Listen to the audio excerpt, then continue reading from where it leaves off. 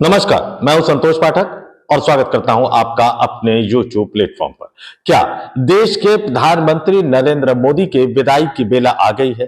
क्या देश के प्रधानमंत्री नरेंद्र मोदी विदेश यात्रा से भारत लौटते ही प्रधानमंत्री पद से इस्तीफा दे देंगे? क्या नरेंद्र मोदी किसी और दूसरी राजनीतिक जिम्मेवारी को ग्रहण करेंगे या फिर वो सक्रिय राजनीति से संन्यास ले लेंगे, सक्रिय राजनीति से रिटायर हो जाएंगे? ये सवाल क्यों उठ रहा है? ये बड़ा सवाल क्यों निकलकर सामने आ रहा है? क्योंकि 75 वर्ष की उम्र का नियम तो पहले ही मोहन भागवत खारिज कर चुके हैं और खुद अमित शाह ये कह चुके हैं कि 2029 के लोकसभा चुनाव में भी प्रधानमंत्री पद के उम्मीदवार के तौर पर नरेंद्र मोदी ही एनडीए गठबंधन का नेतृत्व करेंगे। तो फिर अचानक ऐसा क्या हो गया?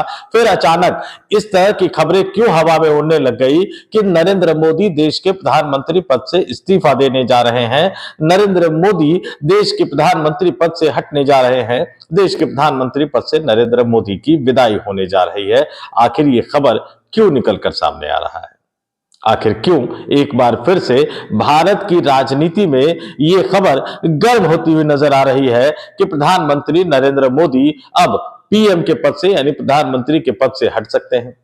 कुछ दिन पहले एक पूर्व मुख्यमंत्री ने इसी तरह का दावा किया था, लेकिन उनके दावे को दरकिनार करके प्रधानमंत्री की विदेश यात्रा और विदेश यात्रा से वापस देश लौटने से पहले ही भारतीय जनता पार्टी में जो बदलाव की बयार बहनी शुरू हो गई है और एक फाइल की बात कही जा रही है। जो फाइल आने वाली है 48 घंटे बाद आने वाली है, सिर्फ 2 दिन का समय है। इन तमाम चीजों को जोड़कर ये कयास लगाए जा रहे हैं कि प्रधानमंत्री अब सक्रिय राजनीति से विदा हो सकते हैं।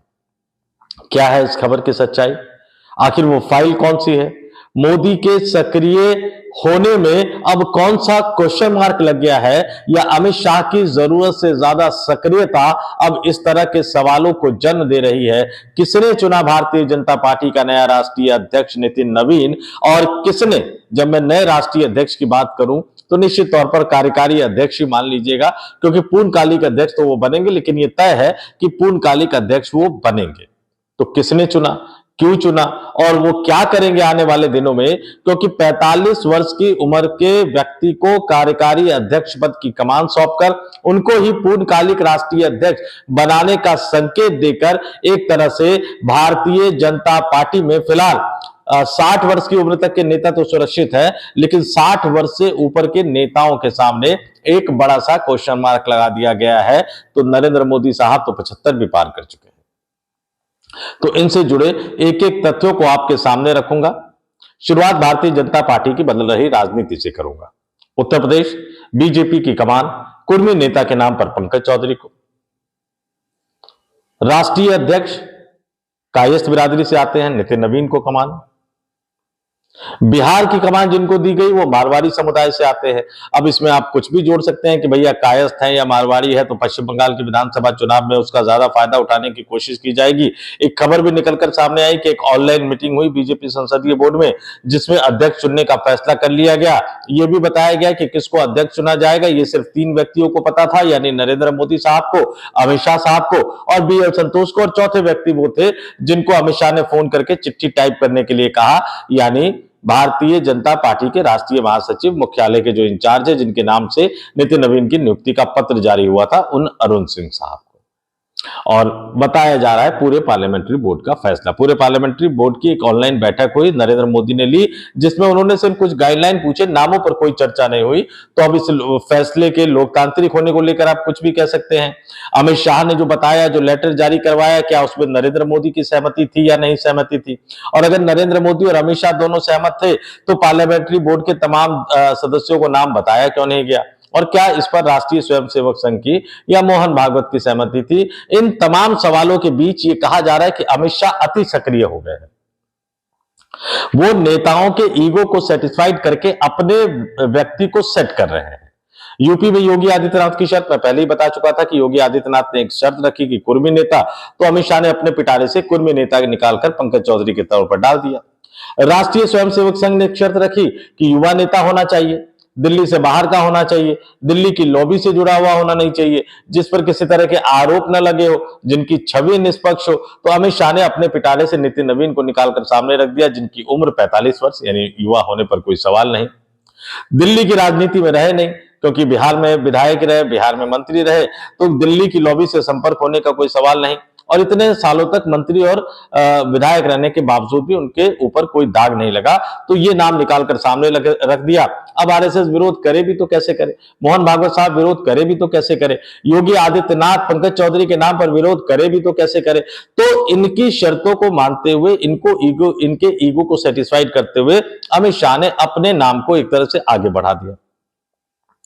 अब नितिन नवीन के कंधे पर यह कहा जा रहा है कि नितिन नवीन के कंधे पर बंदूक रखकर बदलाव की एक बयार चलाई जाएगी। शुरुआत कहां से होगी? नितिन नवीन ने बैठक लेना शुरू कर दिया, उन्होंने बीजेपी के खातों का हिसाब किताब ले लिया, उन्होंने बीजेपी मुख्यालय में कैसे काम होता है इसका हिसाब किताब ले लिया। बीजेपी में चाहे वो अकाउंट्स डिपार्टमेंट हो, चाहे वो ट्रांसपोर्ट डिपार्टमेंट हो या अन्य विभाग हो, उनके मुखिया के साथ बैठक करके उसके कामकाज को समझ लिया।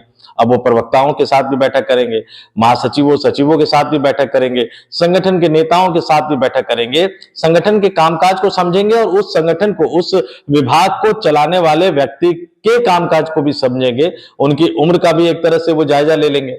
और उसके बाद ये बताया जा रहा है कि स्टाफ से बदलाव की बयार शुरू होगी, फिर वो नेताओं तक पहुंचेगी। निश्चित तौर पर एक नई टीम बनाएंगे नितिन नवीन, जिसमें उपाध्यक्ष नए होंगे, जिसमें महासचिव नए होंगे, जिसमें सचिव नए होंगे और जिसमें प्रवक्ता नए होंगे, अलग अलग मोर्चों के जो मुखिया होंगे वो भी नए होंगे। तो एक नए तरह की भाजपा बनाने की कोशिश करेंगे, एक युवा भाजपा बनाने के नाम पर वो पार्टी के पुराने और दिग्गज नेताओं की विदाई का एक खाका तैयार करते हुए नजर आएंगे, यानी उनको सक्रिय राजनीति से निकालते हुए नजर आएंगे। और यही वजह है कि अफवाह का बाजार गर्म है, और जब पार्टी संगठन की जो औसत उम्र हो जाएगी वो 48-50 के आसपास हो जाएगी, तो फिर सरकार की औसत उम्र ज्यादा कैसे हो सकती है? तो जाहिर सी बात है कि प्रदेशों में बदलाव की बयार शुरू होगी। प्रदेशों में जहां मंत्रिमंडल विस्तार होना है, यानी जहां मुख्यमंत्री को नहीं बदला जाना है वहां मंत्रिमंडल विस्तार होगा, जहां मुख्यमंत्री को बदले जाने की बात है वहां मुख्यमंत्री को बदले जाने की प्रक्रिया होगी। और उसके बाद केंद्र की नरेंद्र मोदी सरकार पर आएंगे, कुछ सीएम जो हटाए जाएंगे उनको दिल्ली लाया जाएगा। तो नरेंद्र मोदी सरकार में भी युवा चेहरों को मंत्रिमंडल में शामिल किया जाएगा। कुछ चेहरे जरूर बुजुर्ग हो सकते हैं, लेकिन ज्यादातर नेता डरे हुए हैं। हालत यह है कि जो अब तक भारतीय जनता पार्टी के राष्ट्रीय अध्यक्ष पद के दावेदार माने जा रहे थे, वो भी डरे हुए हैं कि भैया राष्ट्रीय अध्यक्ष तो बन नहीं पाए, अब पता लगा कि मंत्री पद भी चला जाएगा, संगठन में कोई जिम्मेदारी मिलनी नहीं है। तो जब मंत्रिमंडल की औसत आयु भी जो है वो 50 से नीचे आ जाएगी, तो नरेंद्र मोदी पर एक तरह से दबाव बढ़ेगा। 75 वर्ष के रिटायरमेंट की उम्र को भले ही वो खारिज कर चुके हो, लेकिन एक युवा पार्टी, युवा नेता के साथ आपको सामंजस्य बनाकर चलना होगा। चल पाएंगे, बहुत अच्छी बात है, लेकिन लोग ये कह रहे हैं कि अमित शाह ने उस तरह की परिस्थिति पैदा कर दी है। मुंह से कुछ नहीं कहा, 2029 का उम्मीदवार तक बता दिया, लेकिन उन्होंने एक उस तरह की परिस्थिति पैदा कर दी है जिस तरह की परिस्थिति में नरेंद्र मोदी को रिटायरमेंट के बारे में सोचना पड़ सकता है। लेकिन क्या वही परिस्थिति है जिसकी वजह से उन्हें रिटायरमेंट की तरफ जाना पड़ेगा, जिसकी वजह से उन्हें इस्तीफा देना पड़ सकता है? क्योंकि एक और खबर जो है वो बहुत जोर शोर से चर्चा में है, एप्स्टीन फाइल्स। एप्स्टीन फाइल, कई सारी तस्वीरें, कई सारे नाम, दुनिया भर के नेताओं में डर का माहौल, दुनिया भर के बिजनेसमैन में डर का माहौल, दुनिया भर के बड़े बड़े दिग्गज लोगों में डर का माहौल। क्यों डर का माहौल है? क्योंकि सिर्फ 48 घंटे बाकी है, 19 दिसंबर को कई जीबी और कई हजार तस्वीरों वाली ये फाइल रिलीज होगी। और ये कहा जा रहा है कि वो फाइल निकलकर सामने आ जाएगी तो इस देश की राजनीति में भी भूचाल आ जाएगा।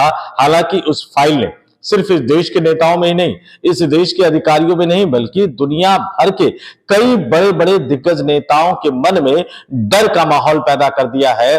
इस दुनिया के कई उद्योगपति, कई राजनेता, कई कारोबारी डरे हुए हैं, सहमे हुए हैं। और उसी फाइल का हवाला देकर यह दावा किया जा रहा है कि 19 दिसंबर, जी हां, सिर्फ 2 दिन का वक्त रह गया है, सिर्फ 48 घंटे का वक्त रह गया है कि 19 दिसंबर के बाद इस देश की राजनीतिक दशा और दिशा भी बदल जाएगी उस एप्स्टीन फाइल के सामने आने के बाद।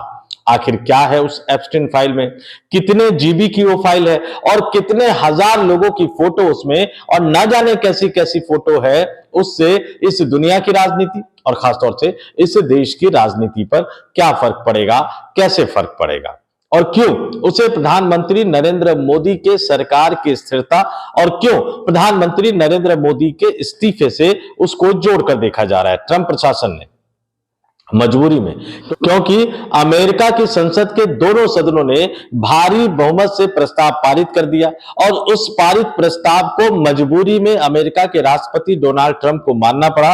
और ट्रंप प्रशासन जो है 48 घंटे बाद यानी 2 दिन बाद 19 दिसंबर को कुख्यात यौन अपराधी जेफरी एप्स्टीन से जुड़े दशकों पुराने सरकारी रिकॉर्ड को सार्वजनिक कर सकता है। इस दौरान एप्स्टीन केस से जुड़े सभी ईमेल, तस्वीरें और डॉक्यूमेंट सार्वजनिक किए जाएंगे और कहा यह जा रहा है कि इसका मकसद जो है एप्स्टीन के पूरे नेटवर्क की सच्चाई को सामने लाना है।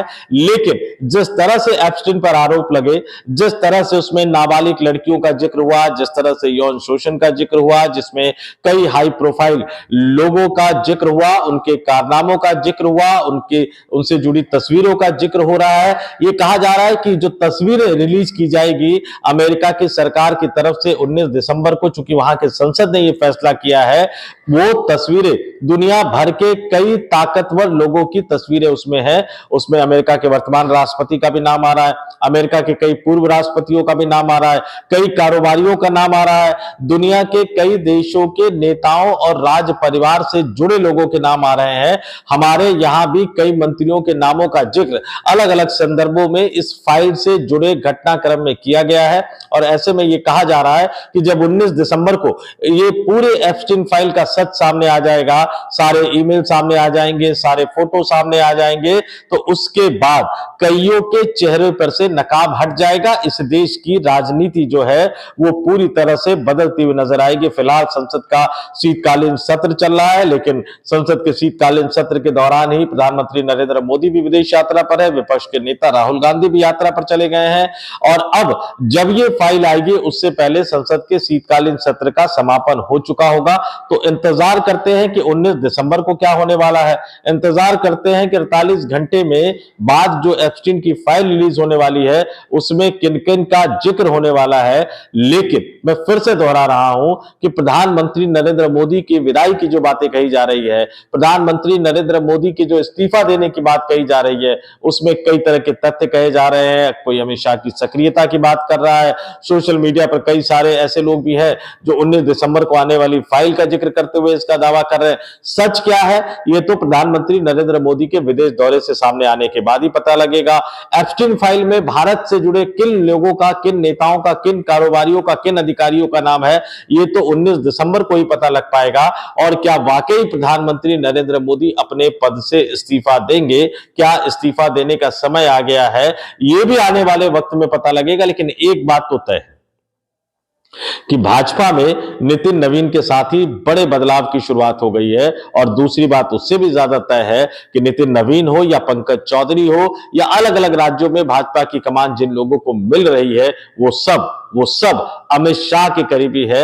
और इस पूरी लड़ाई में भारतीय जनता पार्टी के अंदर मचे घमासान में भारतीय जनता पार्टी और राष्ट्रीय स्वयंसेवक संघ के बीच मचे खींचतान में अमित शाह सबसे बड़े विजेता बनकर उभरे हैं। कुछ दिन पहले भी मैंने अपनी स्टोरी में आपको यह बताया था।